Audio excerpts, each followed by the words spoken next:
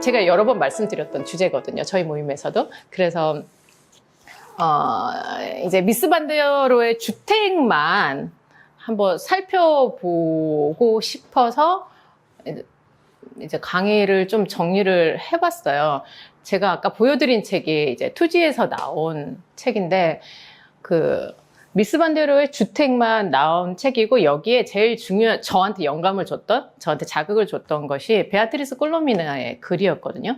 베아트리스 콜로미나가 이제 미스의 주택에서 미스의 건축이 어떻게 파생되어 나왔는가, 주택이 미스한테 얼마나 중요한 프로그램이었나, 뭐 이런 얘기들을 하면서 미스의 주택을 전시의 집, 유리의 집, 수집의 집, 수집가의 집, 이런 것들로 정리를 하면서 글이 꽤 길어요. 한 6장, 7장 정도 되거든요.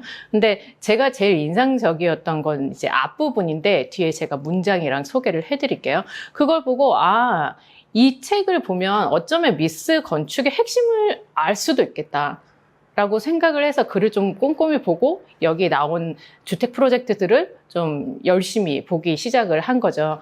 그래서 저는 이제 이 책에 담긴 것이 베아트리스 콜로미나의 글, 그리고 모이세스 푸엔테의 글 2개가 담겨 있고, 그 다음 초기 주택들의 사진, 그리고 지어지지 않은 주택까지 다 들어있어요. 우리는 사실 미스 반데로의 주택 유명한 것들 몇 개 알고 있잖아요. 투겐타트 주택이라던가 판스워드라, 이것 말고도 그렇게 많은 정보를 가지고 있지 않으니까 이 책에서 저는 새로운 걸 꽤 많이 발견을 했었어요.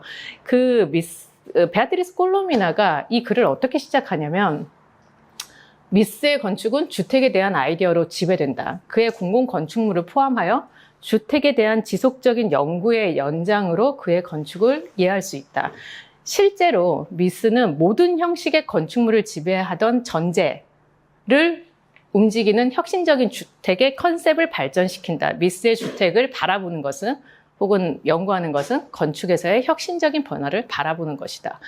저는 미스의 주택이 다른 우리 근대 건축가들의 주택보다도 훨씬 더 혁신적이라고 할 수 있는 것이, 이것이 주택인가 싶은 이제 1950년대쯤에 마무리된 판스워드 주택 같은 경우에는 이미지를 잠깐 보면 오른쪽 아래쪽에 있는 게 판스워드 주택 이미지거든요.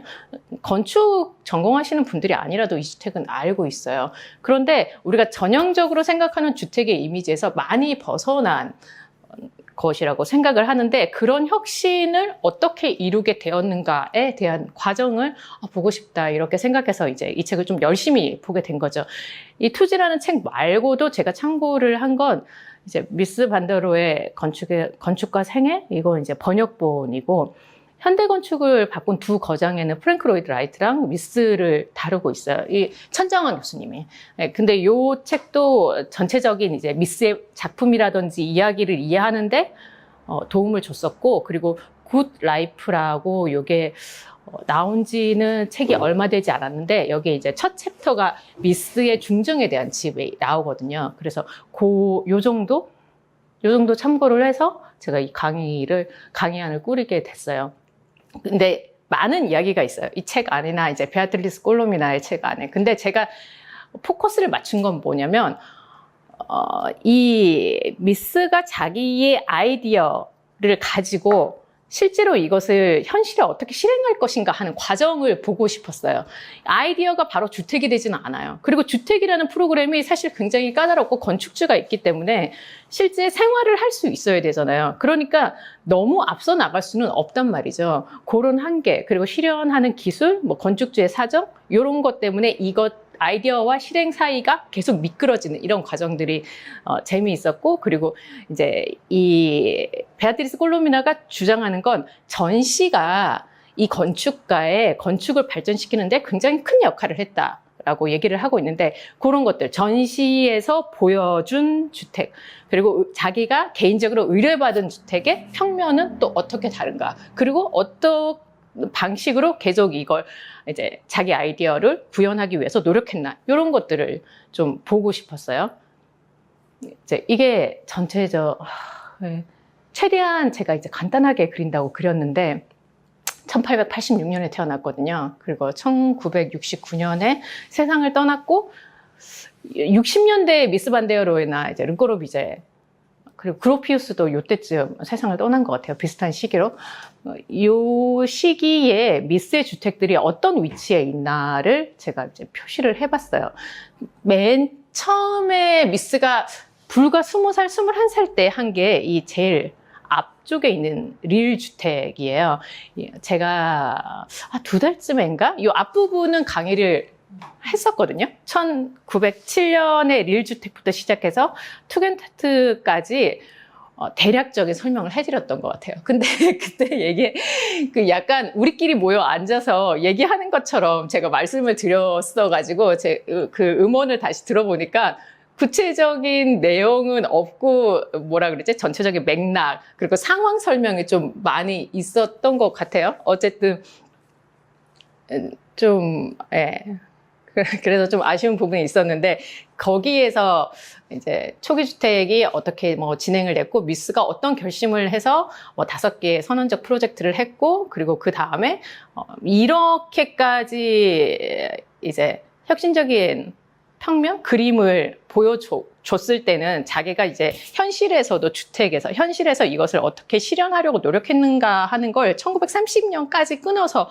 제가 설명을 드렸던 것 같고 오늘은 이제 이 뒷부분 근데 주로 30년대 왜냐면 미스가 미국으로 1938년에 이주를 하면서 미국 가서는 좀 바빴어요. 그리고 주택 프로젝트가 그렇게 많지는 않았는데 이 나치가 등장하기 전에 1931년, 2년, 3년 이렇게 해서 한 7, 8년 동안 지어지지 않는 주택 프로젝트를 많이 그렸거든요. 거기에서 저는 여기에서 이 분이 굉장히 많이 성장했구나. 라고 생각을 했었는데 그 평면들을 좀 중심으로 볼까 합니다. 그래서 요 뒤에 회색 부분을 오늘 말씀을 드릴 거예요.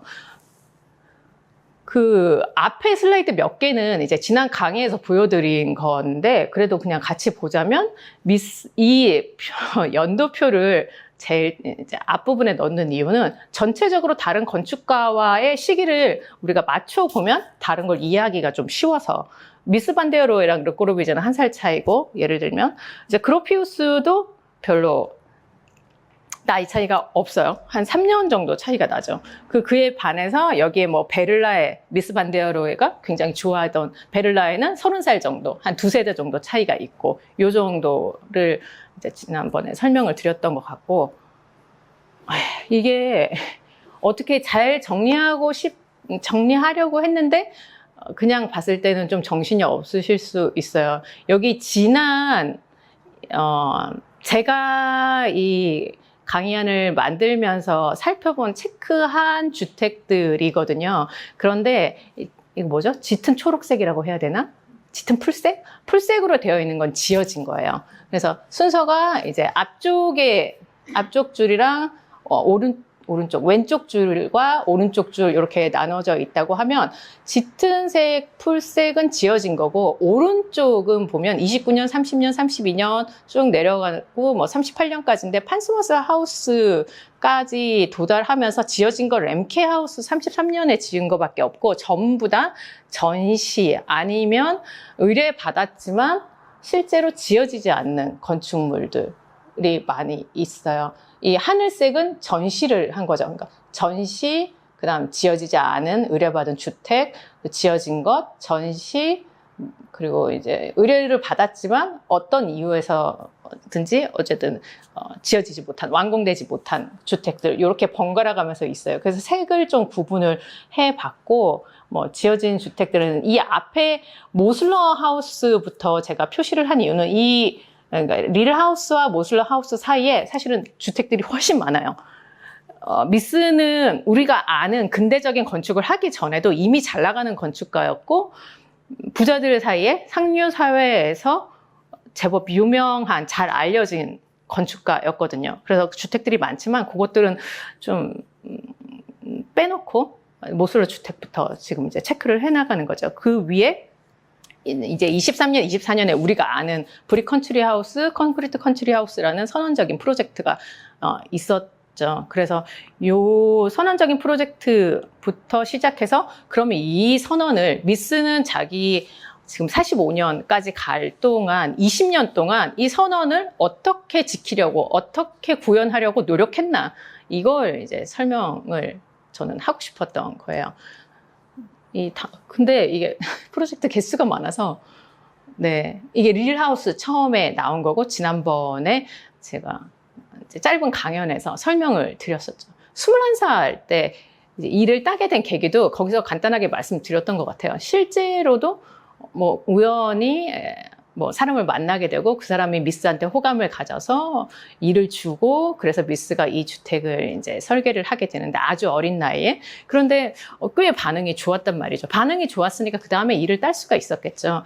좀 고전적인 하지만 뭐 지붕 비례라든지 인면이 아 그래 미스가 했구나 뭔가 좀 남다른데 싶은 면이 분명히 있어요. 뭐 대칭을 딱 맞추지 않게 감각적으로 창문을 배열했다든지 이런 이제 지붕 모양 같은 각도라든지 이런 것들이 좀 눈에 띄는 게 있죠.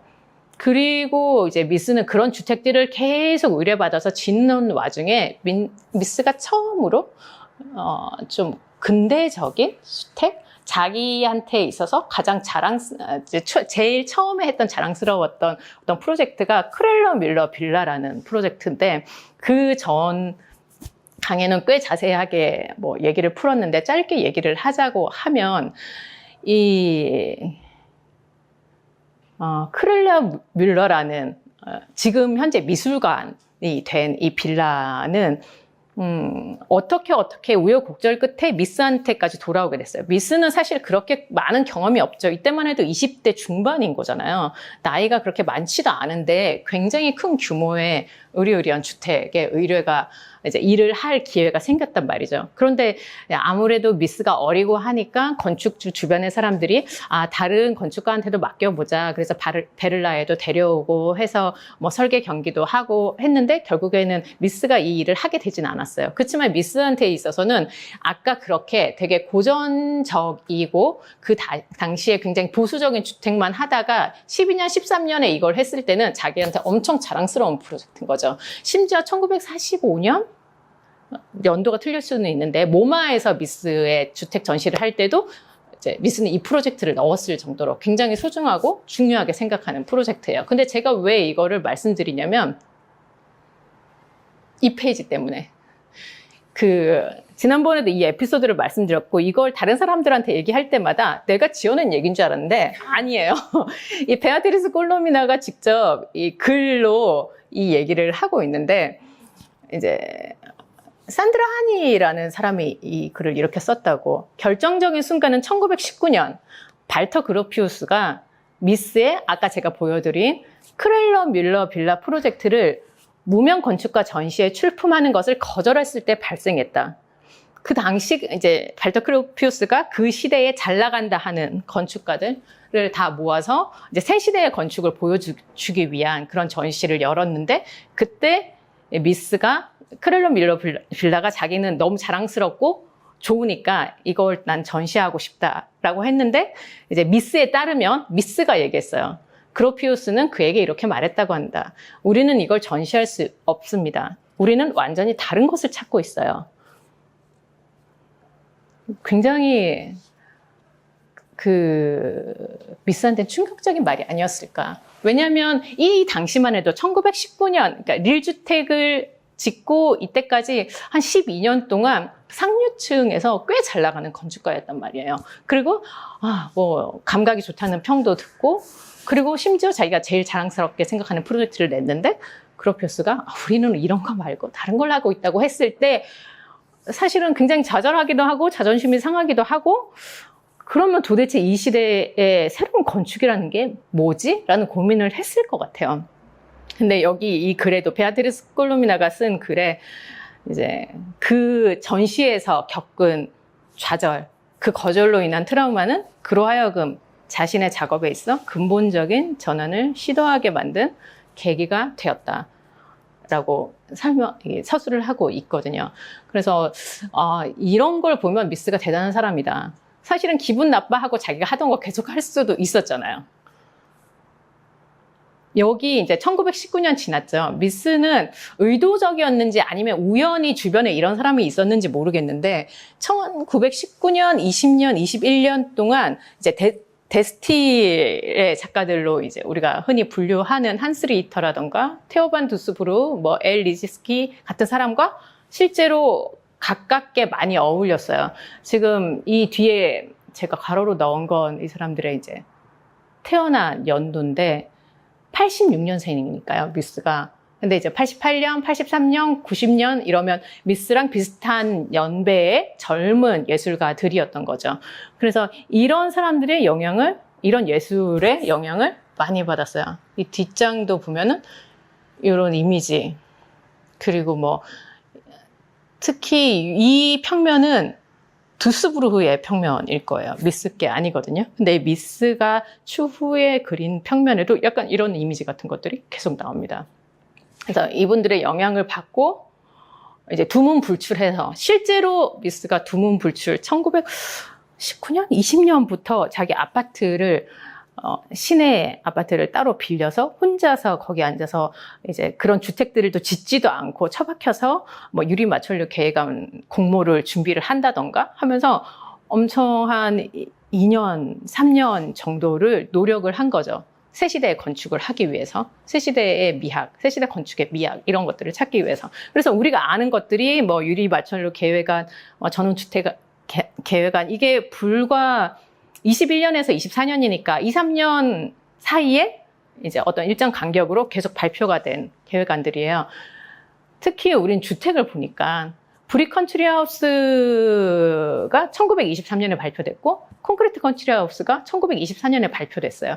이건 사실 그냥 봐도 그냥 구성주의 그림 같기도 한, 뭐 데스티에서 그리는 그림 같기도 한 이런 평면들, 그리고 뭐 안에서 밖으로 확장하는, 뭐 뻗어나가는 무한한 선들 이런 것들을 보여주는 이제 이미지고, 이게 콘크리트 컨트리 하우스인 거죠.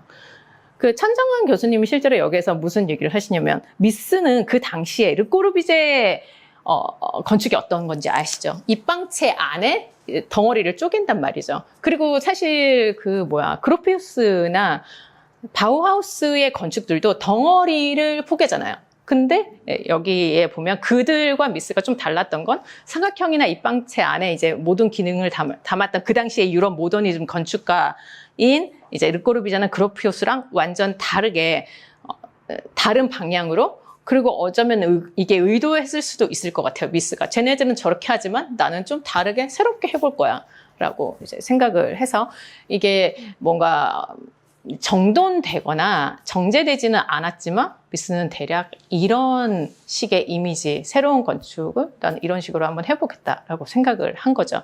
여기까지는 이제 미스의 머릿속에 있는, 미스가 예를 들면 페이퍼 건축이라고 우리가 말하는 이런 프로젝트들을 진행을 한 건데, 실제에서 미스가 지은 건물은 예를 들면 이런 거예요.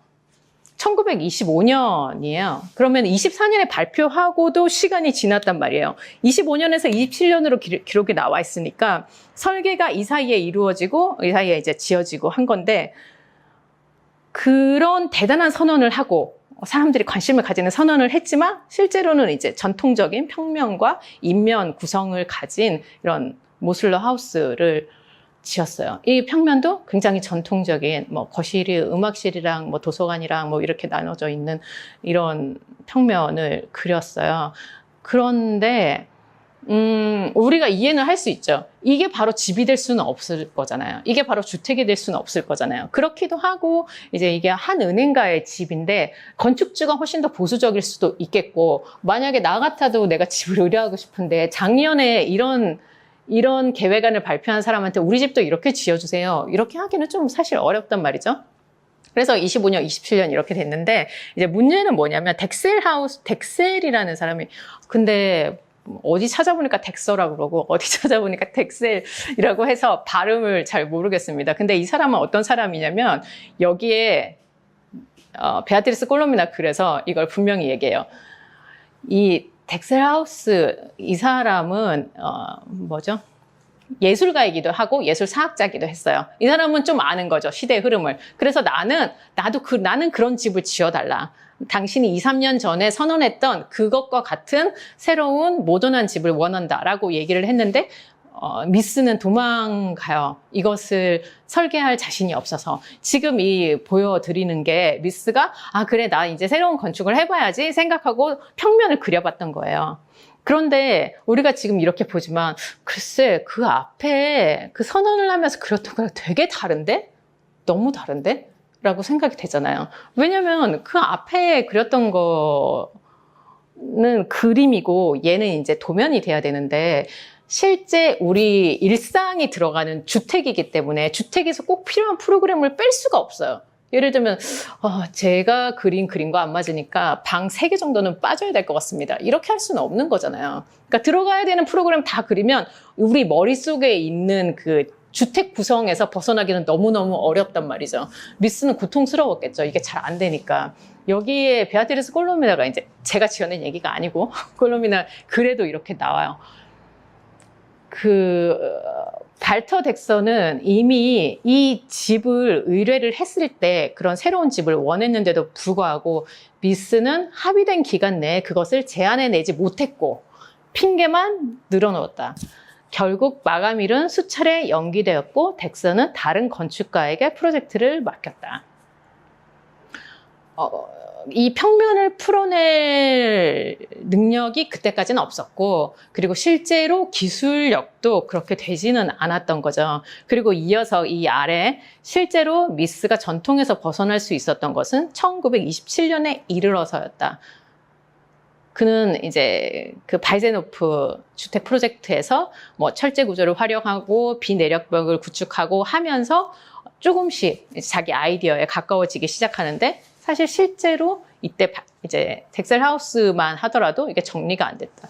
여기에 스케치한 이미지를 보면은 마찬가지로 아까 그 왜 브릭 컨트리 하우스처럼 되게 멋진 스케치를 하고 싶었는데 기존의 문화에서 주택이 구성돼야 될 거 이런 걸 생각하니까 그렇게 그림이 안 나와요. 그때도 이제 뭐 X 이건 아님 했는데 도저히 이 뭐라 그러죠? 조감도상으로도 평면상으로도 풀어낼 수가 없는 거죠. 이제 볼프하우스라고 이걸 발음해야 되나요? 요 살짝 지나서 연도는 비슷한데가 이제 처음으로 이렇게 짓게 된 주택 중에 하나인데 이제 벽돌로 일단은 구성을 했고 이 아래에 보면 이게 볼프하우스 평면이거든요. 그런데 분명히 아까 제가 보여드렸던 전통적인 평면과는 다르잖아요. 일단 직사각형이 아니야. 직사각형 평면을 보통 다 기본으로 했는데 직사각형에서 벗어났어요. 뭐 L자 같기도 하고 T자 같기도 하고 이런 구성을 했지만 그래도 평면적으로 아직까지 그렇게 뭐 성숙했다거나 정리됐다거나 할 수는 없는 이런 평면인 거죠. 그리고 이제 이걸 랑게라고 해야 되나 독일어는요? 잘 모르겠어요. 그리고 이스터하우스 각각 2개의 주택이에요. 랑게 주택, 뭐 이스터 주택 이렇게 되어 있는데 슈투트가르트 전시 이후에 철골 구조로 이런 주택을 이제 설계를 하게 돼요. 이거 평면을 볼게요. 이것도 이제 지난번에 제가 설명을 드렸던 것 같아서 이제 그 건축주 한 명이 이분들도 꽤 예술의 조예가 있는 분이었고 그랬으니까 이 시대에 이런 주택을 설계를 해달라고 했겠죠. 그리고 뭐 첫 번째 건축주가 소개를 해서 두 번째 건축주도 같이 비슷한 형태의 집을 짓게 되는데 평면을 보면은 이런 식으로 이제 미스가 생각할 때는 기존 직사각형은 일단 깨야 돼. 그래서 양쪽으로 뭔가 뻗어나가야지 내가 생각하는 거랑 좀 비슷할 것 같아. 그래서 L자 비슷한 평면이 이렇게 나와요. 1층, 2층 그리고 이것도 마찬가지로 미묘하게 그런데 분명히 이스터랑 랑게 주택이 약간의 시차를 두고 있는데 이 평면도 살짝 그 사이에 좀 발전이 되기는 해요. 그리고 이제 브루노 투겐타트 주택인데 요거를 잠깐만요.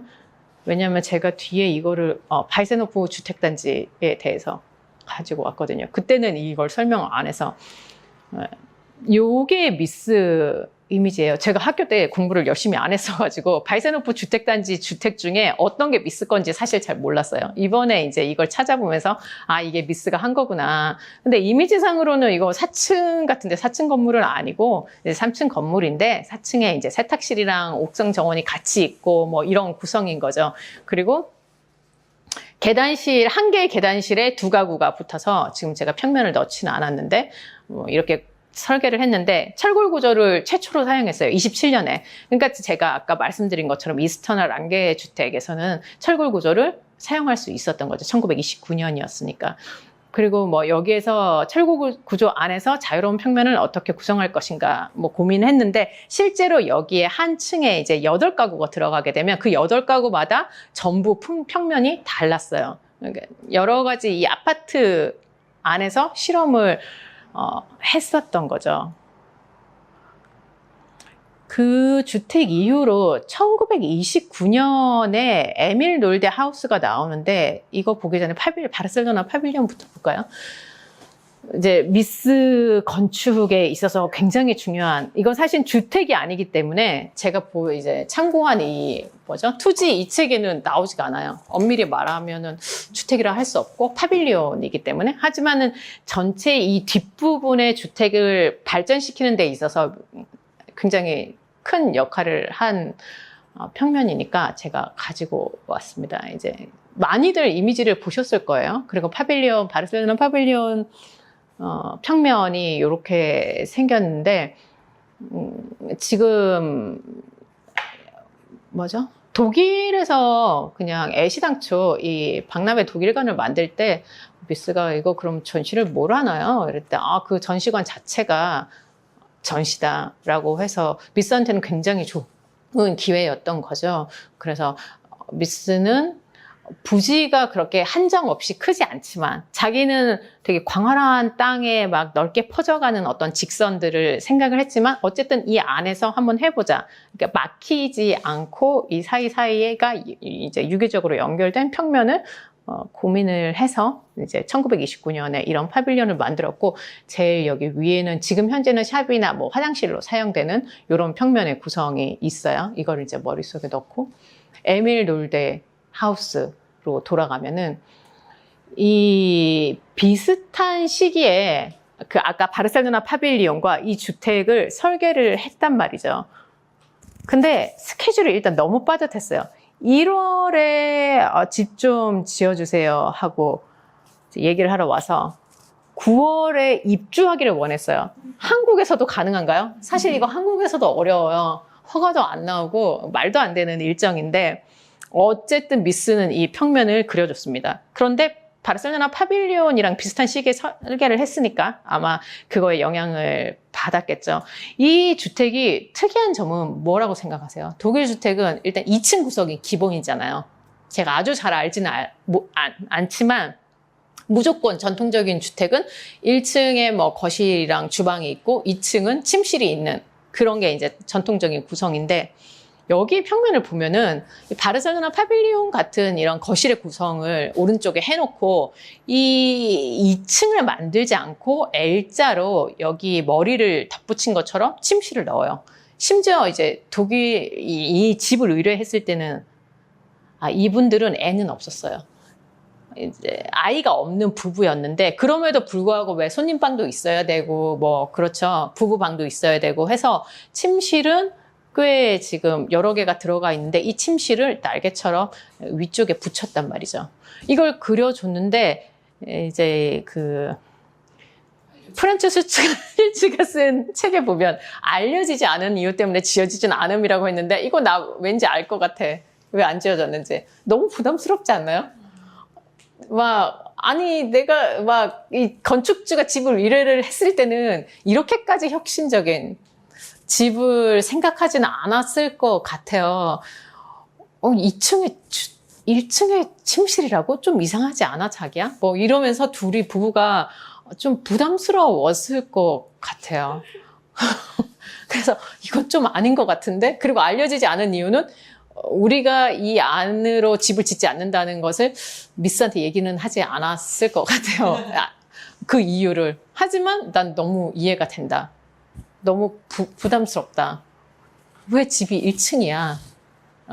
이 옆에 평면은 이제 그때 바르셀로나 파빌리온 할 때니까 자기는 이 전시에서 실험해 본 걸 실제로 실현하고 싶은 생각이 있었을 것 같아요.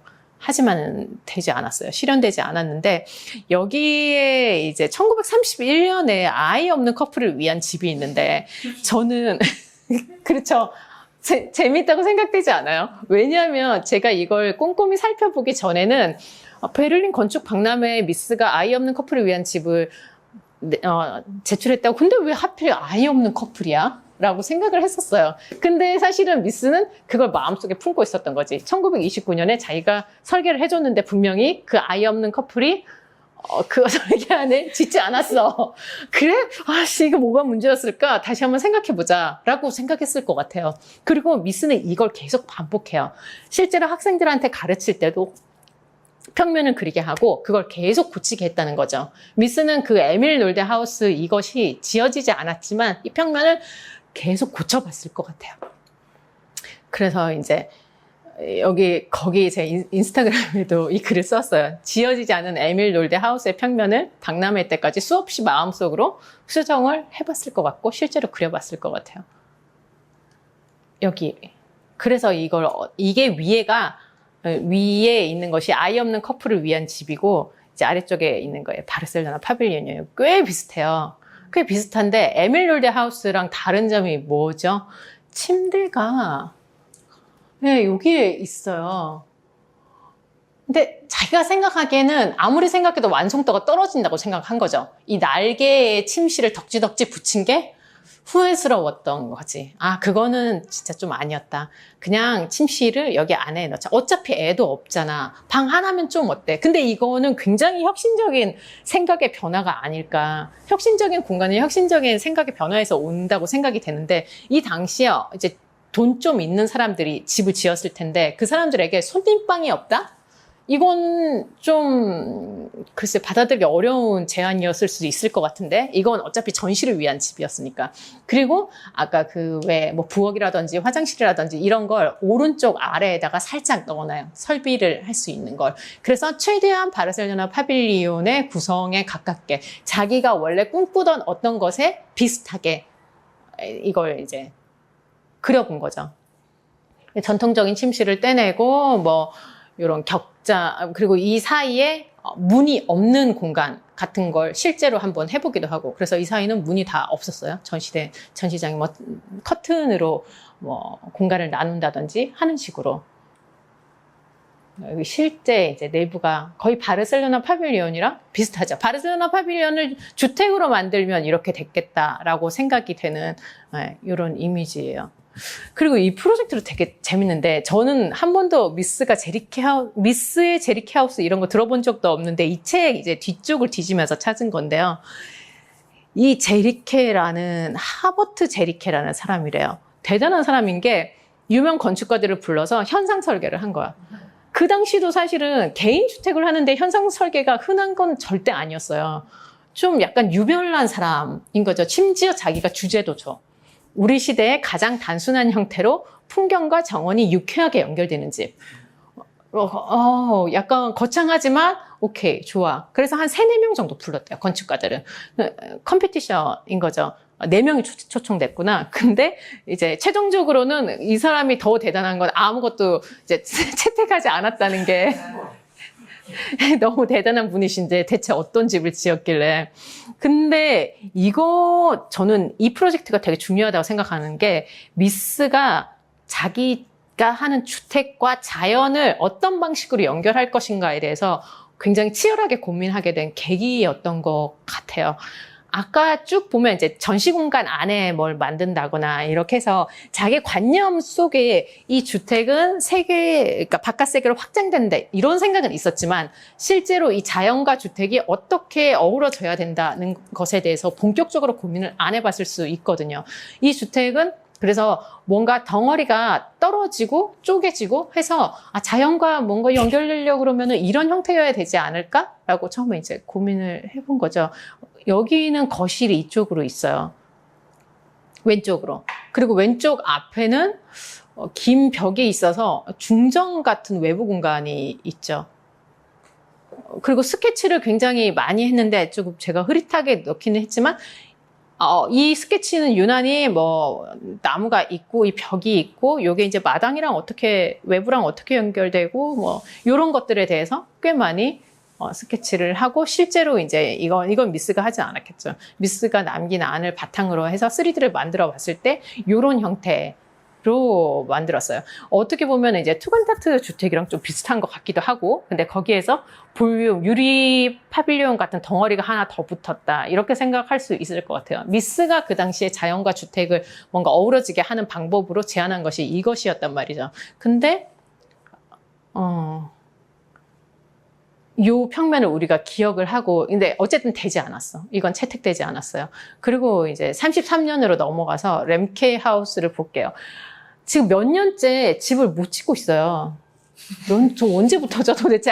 그래서 내가 이걸 넣었구나. 언제부턴가 보려고. 투겐타트 주택이 30년에 끝났어요. 이 프로젝트 크고 돈 많은 사람들 집이었으니까 이제 좀 있었는데, 그 전에는 거의 매년 뭐 2년에 한 번 간격으로 계속 새로운 집을 지었는데, 32년, 33년, 그리고 아까 제가 보여드렸던 것처럼 나치가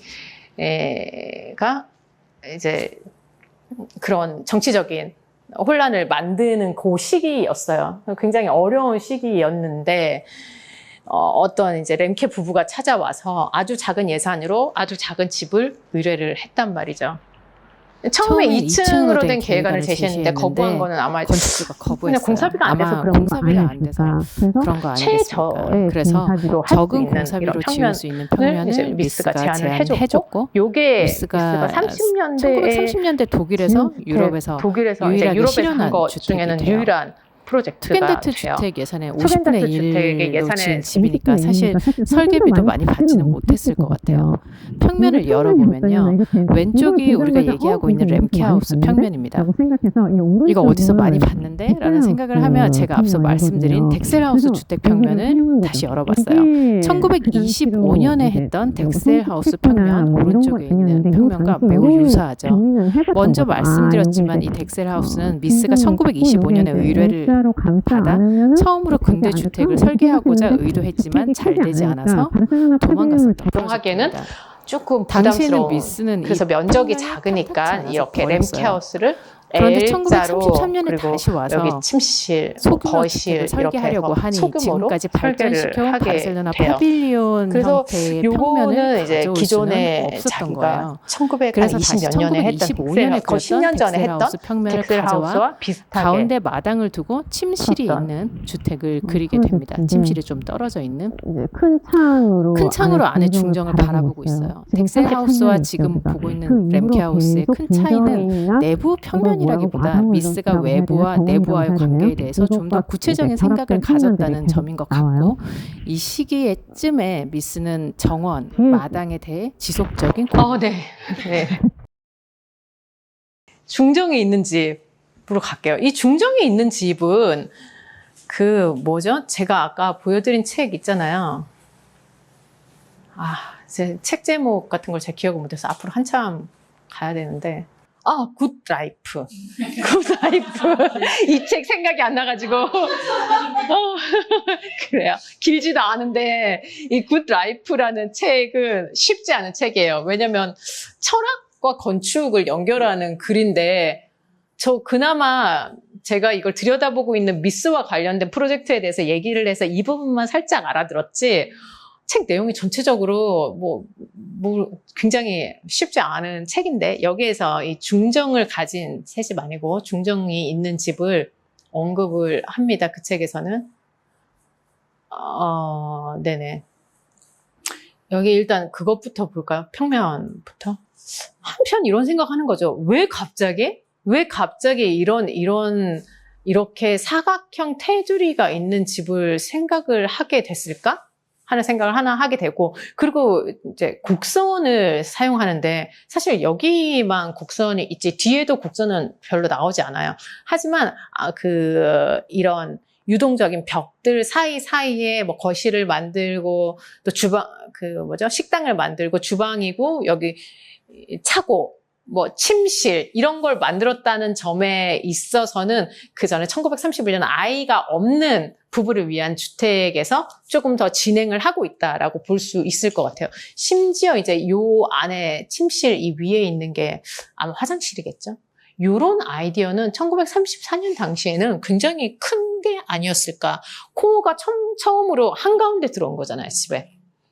보통 이제 이때까지 미스 평면을 봐도 그렇고 아니면은 근대 주택이라 하더라도 화장실은 어딘가 저 끝에 배치를 하고 있었을 텐데 이 코어가 안으로 들어왔어요. 그것만 해도 사실 굉장히 큰 것인데 이 중정을 가지고 있다거나 하는 것들이 큰 변화고 여기에 이제 이냐키 아발로스가 이제 굿라이프에서 여기 있는데 괜히 앞에 찾아봤어. 진짜 여기 뭐 무슨 얘기를 하냐면 이건 이 주택 자체라기보다 미스는 이 당시에 20년대 30년대 건축가들은 대량 생산할 수 있는 주택에 대해서 고민을 많이 했고 실제로 그런 집합주택을 설계한다든지 아니면 이것이 대량 생산될 수 있는 조건에 대해서 고민한다든지 했는데 미스의 설계도에서는 이런 모습을 전혀 찾을 수가 없다. 뭐 노동자 가족을 위한 표준화된 주거 유형을 최적화시킬 목적으로 시도한 연구와도 멀다. 그리고 뭐 연립주택 기본 스케치를 제외하고서는 이제 자기만의 개별적인 프로젝트를 계속 발전시켜 나간다 하는 것 내용이 하나가 있고 요 중정이 있는 집에 대한 코멘트도 있는데 그건 뒤에 아마 제가 넣은 것 같아요. 어쨌든 제가 이거를 인스타그램에 올리면서 쓴 글인데 이게 재밌어서 발췌를 했는데 이것만 옮겨 쓸 걸. 미스는 근대적인 삶의 본질을 이해하고자 한다면 그 집이 가지고 있는 기억과 정체성의 영원한 반복으로서 가족이라는 무거운 짐을 포기해야 한다는 것을 알고 있다라고 했어요. 저는 이거 되게 큰 문장인 것 같거든요. 우리가 가족이라는 걸 생각할 때 심지어 지금까지도 같이 어울려 있고 그리고 서양에서는 특히 벽난로를 중심으로 해서 가족이 둘러싼 이런 이미지를 가지고 있잖아요. 그런데 미스는 벌써부터 아이가 없는 부부부터 이제 이런 클라이언트들이 뒤에도 독신자 클라이언트들이 많았단 말이죠. 그러니까 이 집이란 것이 가족, 여러 명이 사는 어떤 곳, 이것이 가진 이제 우리가 생각하는 가정, 홈의 원형을 구현해야 된다라는 강박 같은 것들은 벌써 날려버리고 이것을 순수하게 건축적으로 이제 발전을 시켜왔다는 얘기를 하고 있는 거예요. 이거 중정이 있는 새 집에서 이 얘기를 계속 또 하도록 하고 마가렛 허브 하우스와 지금 제가 보여드린 중정이 있는 집과 좀 겹치는 부분이 있을 것 같은데요. 왜냐하면 34년, 35년 했지만 일을 똑똑 떨어뜨려서 그렇게 하지는 않으니까 요 땅부터 한번 볼까요? 요런 대지에 지금 이 앞이 바다예요. 그리고 필지가 쪼개져 있고 여기는 그렇게 광활한 초원 위의 집 이런 것들이 아니었고 그리고 필지도 이제 비교적 작아요. 아까 이스터하우스 이런 건 대지가 몇 평이었더라? 3,000평이었나? 뭐 이런 식이거든요. 근데 이건 그냥 도시죠. 도시 한가운데 있는 데인데 이제 이게 섬이었는데 섬이라고 해서 목가적인 풍경이 아니고 실제적으로 이제 도시주택을 설계를 했었어야 됐어요. 밀도 있는 개발이 이루어지는. 그래서 미스가 이때부터 이제 이걸 담이라고 해야 될까요? 벽이라고 해야 될까요? 이런 외부 공간을 생각하게 되지 않았나. 그리고 이 마가렛 허브 하우스를 하면서 스터디한 것이 중정이 있는 집, 이런 스터디 이지 않았을까라고 저는 추정을 했는데요. 이 마가렛 허브 하우스는 꽤 면적이 넓어요. 하지만 이 집은 독신자를 위한 주택이었어요. 근데 돈이 많은 독신자였던 거죠. 그래서 침실 여기 이렇게 들여다보면은 근데 이 평면 사실 꼼꼼히 보면 이 미스가 이 마가렛 허브 하우스를 굉장히 공들여서 설계를 했거든요. 근데 공들여서 설계를 했다는 걸 알 수 있을 정도로 평면이 다채롭고 재밌어요. 보면은 여기 가운데 이제 거실이 있는데 주방은 중정을 보고 있죠.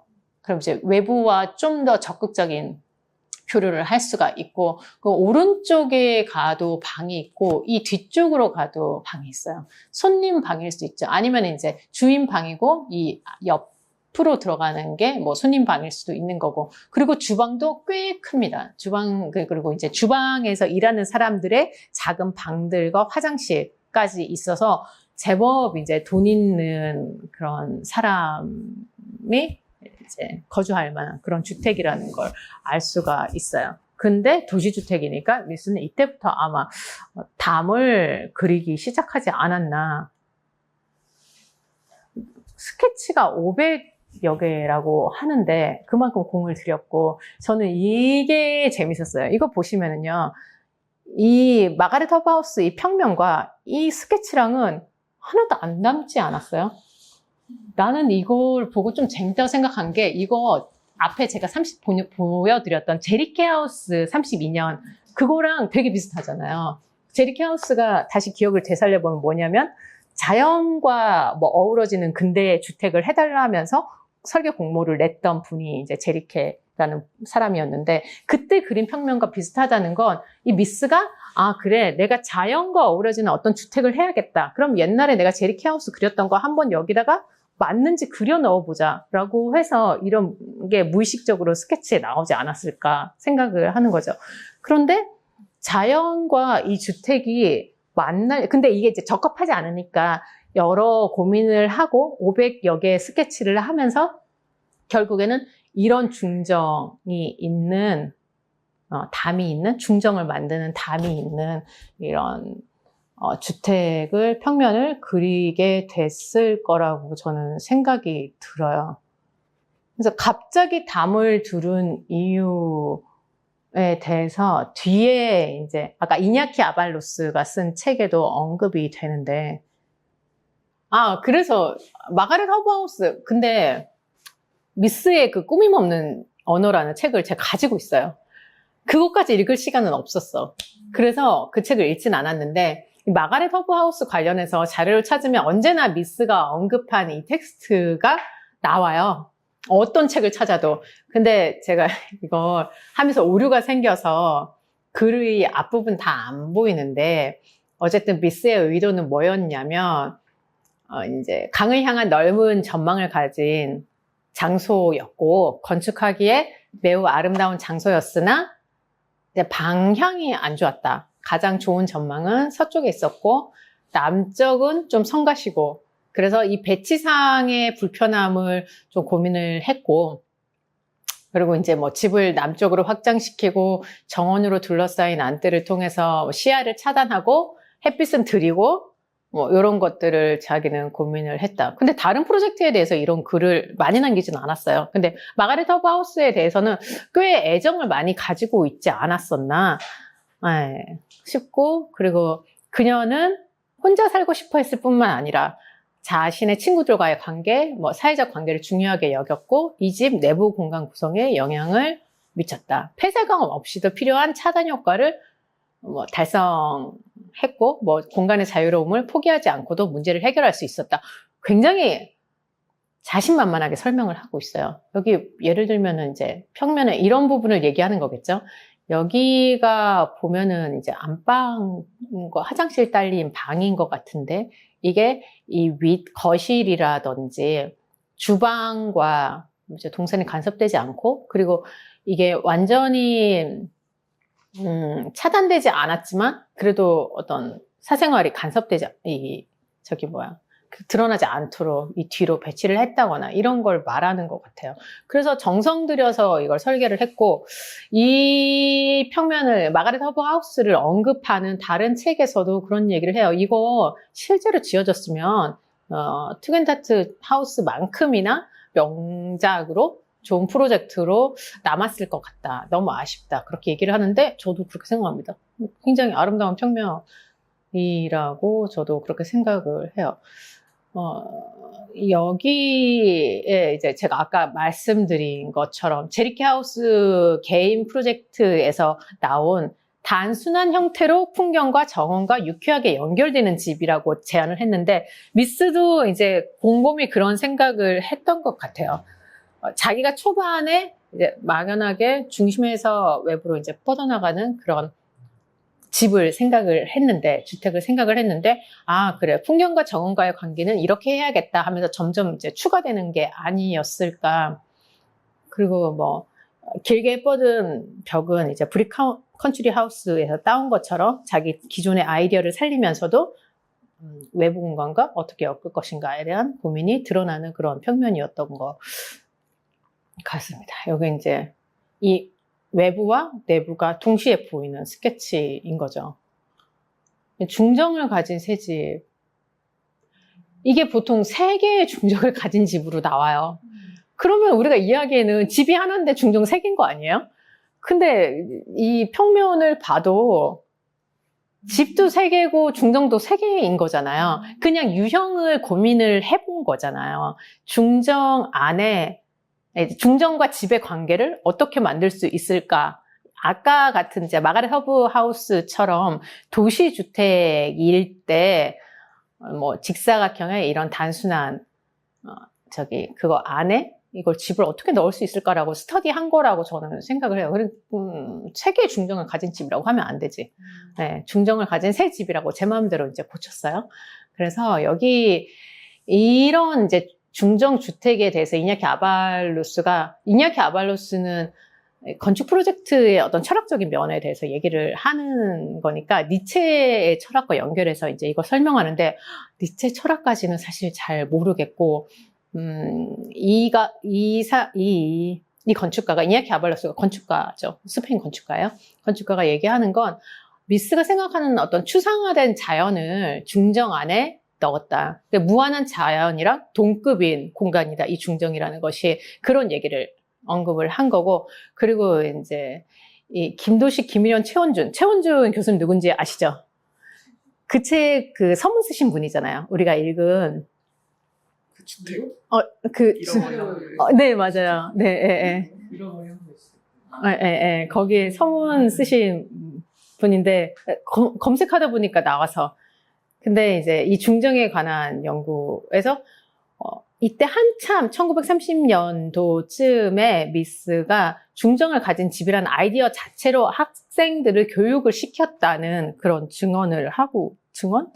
정보를 여기 이 논문에 쓰고 있거든요. 31년에서 38년까지 교육적 목적으로 바우하우스에서, 그리고 이제 미국 가서 교육적 목적으로도 사용을 했다. 여기에 써 있어요. 높은 벽으로 외부와 분리된 중정은 순수한 상태의 자연이 아니라 자연을 인공적으로 구성한 것, 즉 세계를 인공적으로 재현한 것이다. 따라서 벽으로 둘러싸인 그 집은 우주적 재현의 무대일 뿐만 아니라 특정한 상황도 함축하고 있다. 그것은 도시형 주택이다.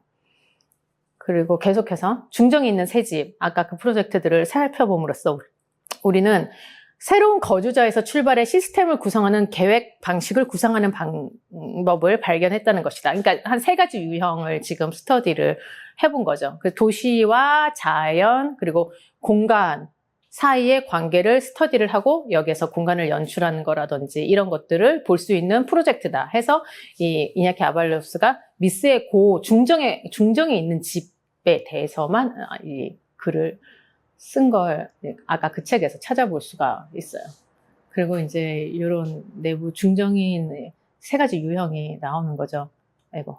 아까 평면에서 보셨던 것처럼 이건 쪼개져 있는 거고, 이걸 울리치라고 읽어요. 울리치 랑게 하우스라고 읽어야 되나요? 이제 클라이언트가 있는 주택이 아까 그 제리케 하우스랑 요거 정도예요. 심지어 의뢰도 아니 이런 정신없는 와중에 사실 누가 의뢰를 하겠어요. 이거 지금 몇 년도인지 제가 쓰는 걸 깜빡했는데 35년, 36년 사이였던 것 같아요. 왜 누락됐는지 모르겠지만 어쨌든 그런 이제 가상의 공간에 주택을 설계하는 연습을 계속 하고 있던 와중에 실제로 또 의뢰를 받았는데 아까 그것과 굉장히 유사하기는 합니다. 그래서 설비나 뭐 그런 프로그램들이 왼쪽 하부에 있고, 그리고 이제 거실이 지금 중정과 같이 맞닿아 있고, 그리고 곡선을 사용해서 뭐 지금 아래 위층으로 이동할 수 있게 됐다던가, 아니면은 뭐 차고는 이쪽으로 오른쪽으로 배치를 했다던가 하는 게 있고, 이제 레조 하우스는 지금 여기까지가 그 어디죠? 유럽에서 있을 때, 그래서 중정이 있는 주택을 발전시키면서 그려왔던 프로젝트들이고, 이제 레조하우스는 미국 가서 한 프로젝트예요. 처음 설계를 했는데 지어지지는 못했습니다.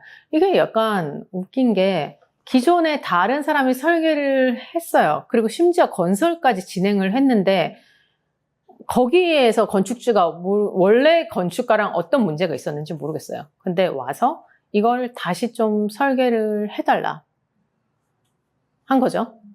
그래서 여기 근데 사이트가 좀 특이한 게 지금 실제 사이트 그림은 없지만 이 강 위에 이렇게 집을 짓는 거예요. 교각까지는 만들어져 있는 상태예요. 그래서 근데 심지어 2층 기존에 2층 코어도 아마 되어 있었을걸요. 그래서 미스는 2층으로 얘를 설계를 해줬어요. 아까 그 교각이 있고 뭐 여기 이제 서비스가 있고 뭐가 있고 해서 설계를 해줬는데 로즈 부부가 이제 건축 규모를 좀 더 작게 작업을 해달라고 요청을 했는데 이제 시공비가 너무 많이 나온 거죠. 그래서 그러면은 어떤 것들은 일부 포기하고 한 개층의 건물로 만들자 해서 이제 한 것이 요게 처음에 이제 설계한 2개층 주택이고 단층 주택은 이거예요. 이거 약간 바르셀로나 파빌리온 같기도 하고 혹은 이후에 했던 판스와드 주택과 비슷하기도 한 이런 것들이 나오는데 우리는 사실 모르겠어. 한국에서는 절대 안 지어지겠죠. 강 위에 집을 짓는 것 자체에 대한 찝찝함이 있는데 굳이 여기에 집을 지어야 되나 할 것 같은데 이 미스는 이 주택을 꽤 좋아해서 이제 모마 전시회로 소개가 되었었어요. 이때 이 변경 전 그러니까 미스가 처음 안으로 한 거고 좀 더 단순하게 해주세요 한 게 2번째 이건데 얘 평면은 제가 못 찾았어요. 단순한 스케치 정도만 찾았고 근데 어쨌든 교각 위에 떠서 직사각형의 주택인 거죠. 그러면은 이런 것들이 판스워스 하우스에도 분명히 영향을 줬을 것 같거든요.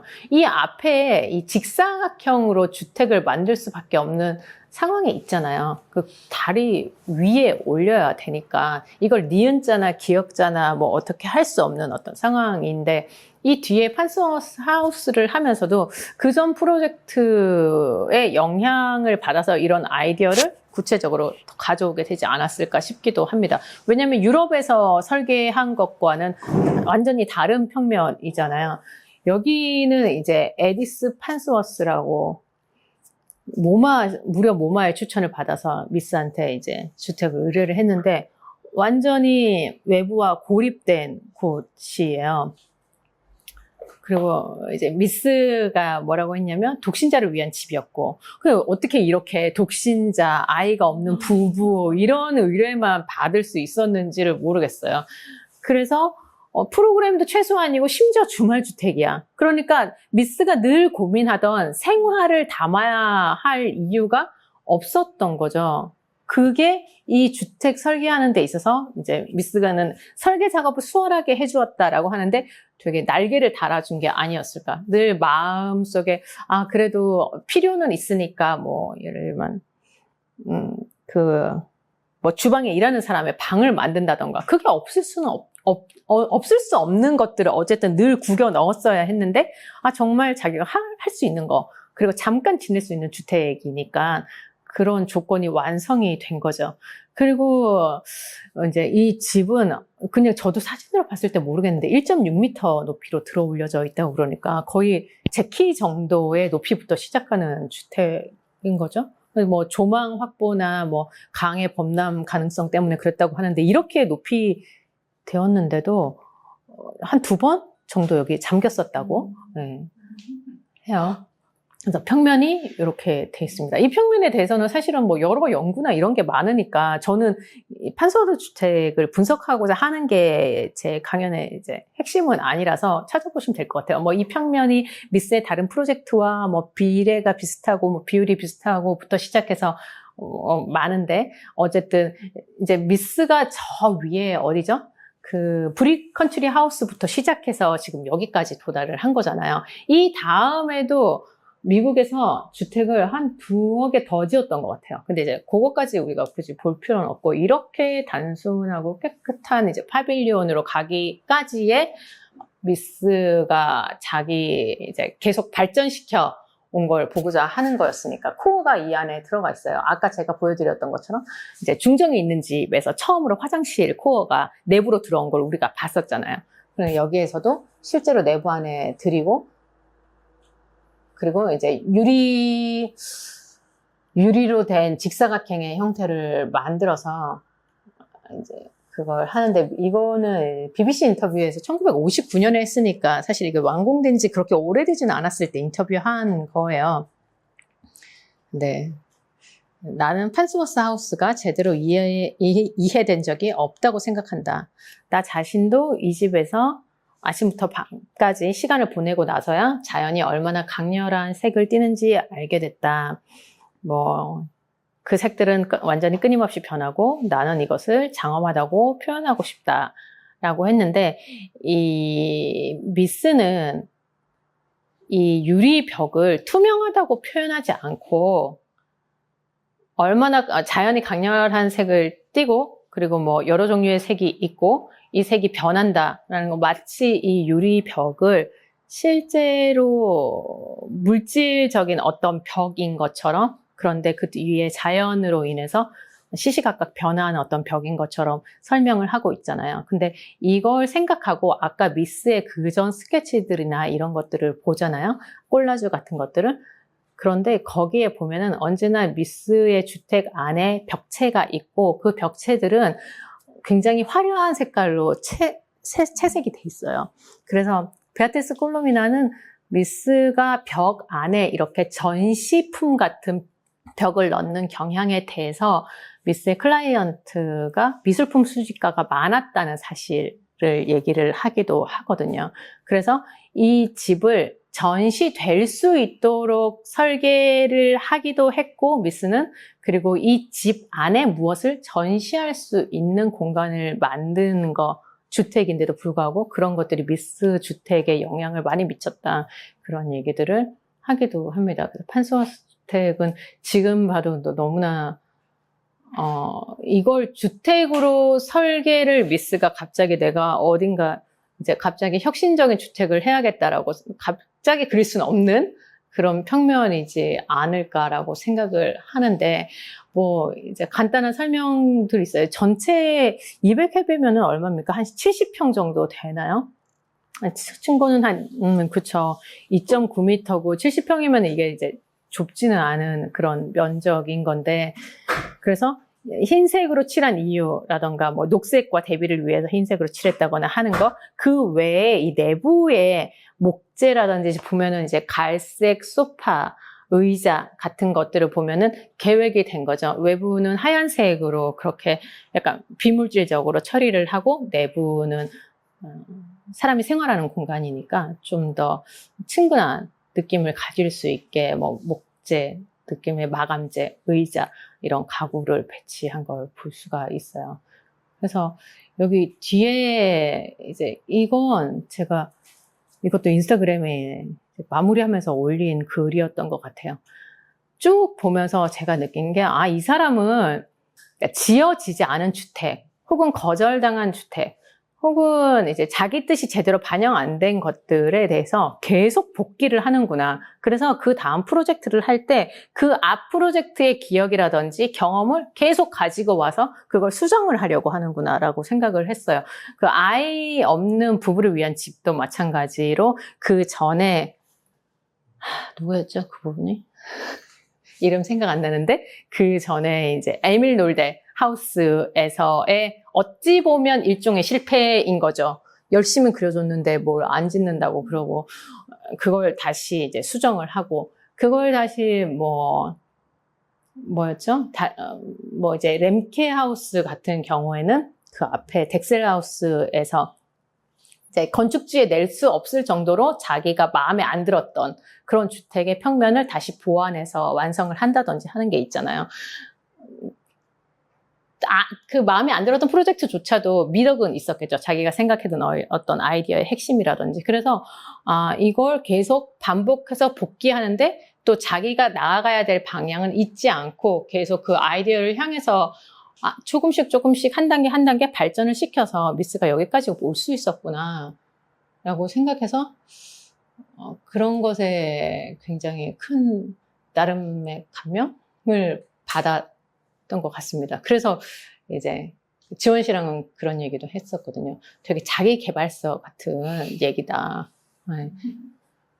어쨌든 여기까지가 이제 미스의 주택의 변화에 대한 얘기고, 사실 이 주택을 가지고 그 베아트리스 꼴루미나 글에 나온 것처럼 더 풍부한 얘기를 할 수는 있겠는데, 오늘은 이제 여기까지 하는 걸로 정리를 하도록 하겠습니다.